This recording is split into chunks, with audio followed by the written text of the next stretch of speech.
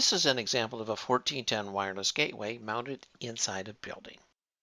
Key points to ensure the proper operation of this wireless system are: the antenna is mounted to the correct height above the structure according to its gain and clear of all obstructions.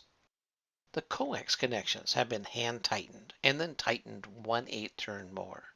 The coax is supported. There are no tight bends in the coax. Any excess coax is loosely coiled.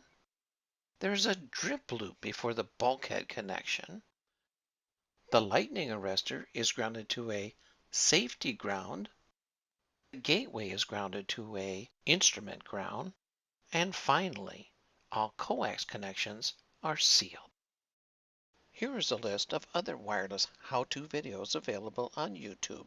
Use the URL below to view the complete Educational Services course offering.